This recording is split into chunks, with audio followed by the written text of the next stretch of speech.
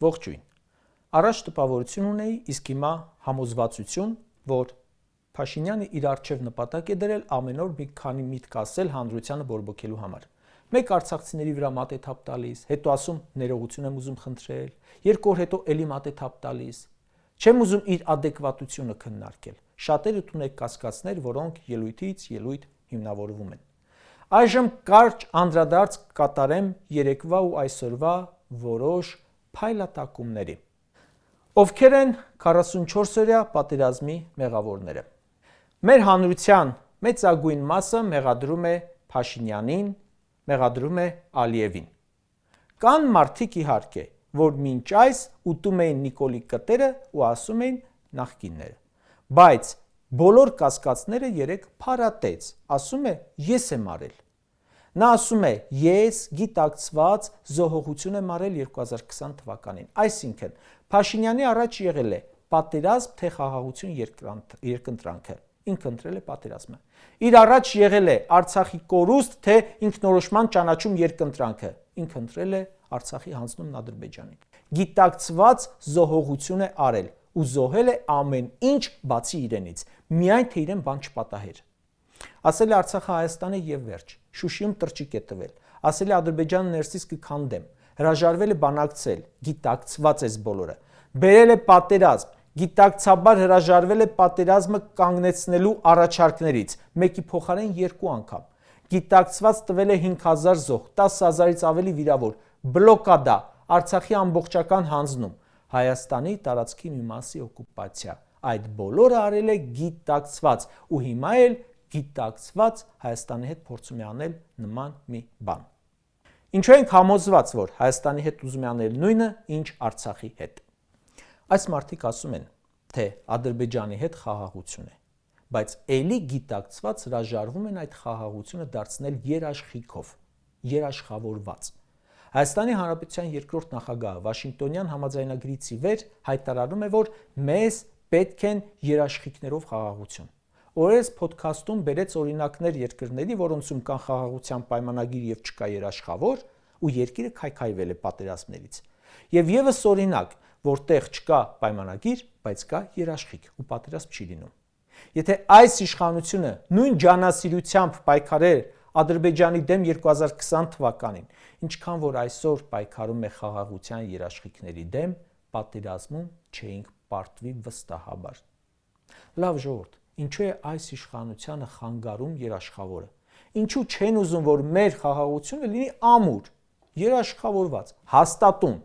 Եթե չեն ուզում երաշխավոր, ուրեմն ԿՊ-ն ուզում է պատերազմ կամ պատերազմի մշտական վտանգ։ Հակառակ դեպքում իսկապես անհասկանալի է, անտրամաբանական է։ Երաշխավորը պետք է ամեն տեղ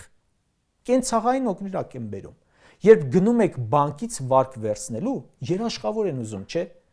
Մեծ բանկ, ուճուր մարդիկ, բայց երաշխավոր է ուզում։ Պարտված Հայաստանը խաղաղություն է իբր կնքում հաբրգած Ադրբեջանի հետ ու ասում է ինձ երաշխավոր պետք չէ։ Մի քիչ խոսում է ու հասկանում ես, որ սրա մտքում լրիվ ուրիշ բան է։ Ասում է Ռուսաստանը վատ երաշխավոր է, Թուրքիան լավ երաշխավոր է, Կիպրոսում խաղաղություն է։ Թուրքիան օկուպացրել է Կիպրոսը։ Նիկոլի համար Թուրքիան լավ երաշխավոր է։ Արցախում էլ է խաղաղություն, այն էլ են օկուպացրել, բայց հայ չի ապրում։ Իրականում Կիպրոսի խաղաղության երաշխավորը բոլորովին Թուրքիան չէ, բայց սա Հայաստանի համար խաղաղությունը կապում է Թուրքիայի բարի կամքի հետ։ Ասում է ՀԱՊԿ-ը մեզ սպանդանոց է տարել, լավ երաշխավոր չէր։ Ըստ Փաշինյանի, ինչի համար էր ՀԱՊԿ-ը։ Նրա համար, որ դուք բանակցություններից դուրս գաք, սադրեք պատերազմ, ինչպես խոստովանում եք, գիտակցաբար տանեք պատերազմի, ՀԱՊԿ-ը գա կռվի։ Ինչի համար է ՀԱՊԿ-ը։ Արցախը ճանաչեք Ադրբեջան, ՀԱՊԿ-ը գա կռվի։ Դուք չկռվեք, ՀԱՊԿ-ը կռվի։ Ասում է Ռուսաստանը անվտանգության վատ երաշխավոր է։ Վատ երաշխավոր է, Միացյալ Նահանգներում է իր բանակցում, նախաստորագրում, իրենց դարձներ իր երաշխավոր։ Լավ, ինչու Նիկոլը չի ուզում իրականում, որ լինի երաշխավոր։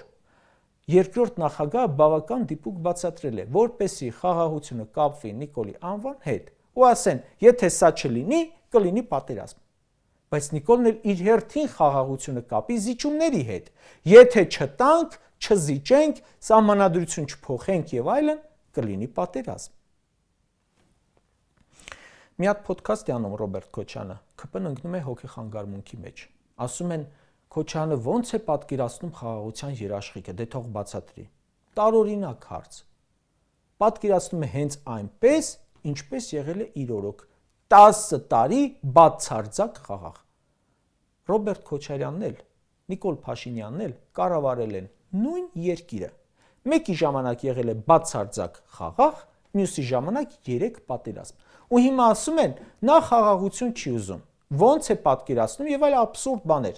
Այսինքն, եթե սրանց մտքին չկա էլի մի ողբերգություն մեր գլխին բերելու,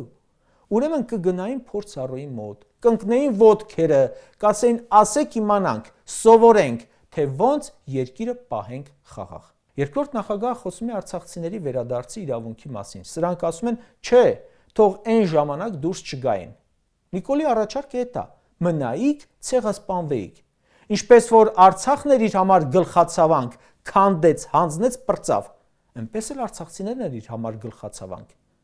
Պետք է ասում է չվերադառնան։ Ինչ միջազգային իրավունք։ Դա ձեր որոշելով չէ։ Երբ դուք դեմ եք վերադարձին, ուրեմն խիստ կասկածներ կան ձեր իշխանության ծագումնաբանության վերաբերյալ, որովհետև մեկ էլ մեր թշնամիներն են դեմ, որ հայկական Արցախում հայ ապրի։ Սրանք չնայած որ ունեն յանով վերջացող ազգանուն, բայց իրենց քայլերը, գործողությունները չեն զիջում ադրբեջանցիներին, իսկ հակահայ ու հակապետական խոսույթը հաստատ գերազանցում է ադրբեջանցիներին բազմապատիկ։ Ժամանակին մտածում էինք կա Նիկոլ ու նրա ուսապարկեր, իրենք էին ասում ուսապարկեն։ Հիմա բոլորը Ալիևի ուսապարկի տպավորություն են թողնում։ Ինչ նա է ասում, այստեղ նույնը խոսում են։ Ինչ պահանջում է, այստեղ կատարում են։ Տարբերությունը միայն ազգանուններն են։ Կարճ ասած։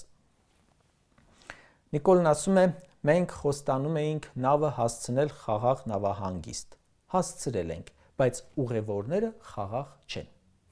Նախ դու նավահանգիստ չես հասցրել։ Հասցրել ես նավը Բերմուդյան եռանկյունի։ Բայց եթե քեզ թվում է նավահանգիստ ես հասցրել ու դժգոհ ես, որ ուղևորները չեն խաղաղվում, պատճառն այն է, որ քո ուղևորները նստել են նավ, որի վրա գրած էր մեծ օվկիանոս տանելու մասին, բայց օվկիանոսի փոխարեն դու տարար ինչ-որ մի գյոլ։ Դու սխալ տեղ ես հասցրել այդ նավը։ 3 անգամ այդ նավի վրա ուրիշ հասցե ես գրել, պասաժիրներ ես հավաքել ու 3 անգամ էլ տարել ես ուրիշ տեղ։ Պասաժիրների մի մասին սպանելով, նավից մասեր պոկելով։ Այդ ուղևորները էլ չեն ուզում, որ դու նավը տանես։ Նրանք պահանջում են նավապետին ոչ միայն հեռացնել, այլև ենթարկել խիստ պատասխանատվության։ Ժորժ ջան, մենք բոլորս Նիկոլի ասած այդ նավի մեջ ենք, ու մեր ճակատագիրը մեզանից յուրաքանչյուրի, մեր մեռնել ողջ մնալը կախված է նրանից, այդ նավապետին երբ կհեռացնենք ու կենթարկենք պատասխանատվության։ Կենթարկենք, թե չէ։ Սրանց էքսպերիմենտները կյանքեր են արժենում, ճակատագրեր են խեղում, մեզ փորձառու նավապետ է պետք։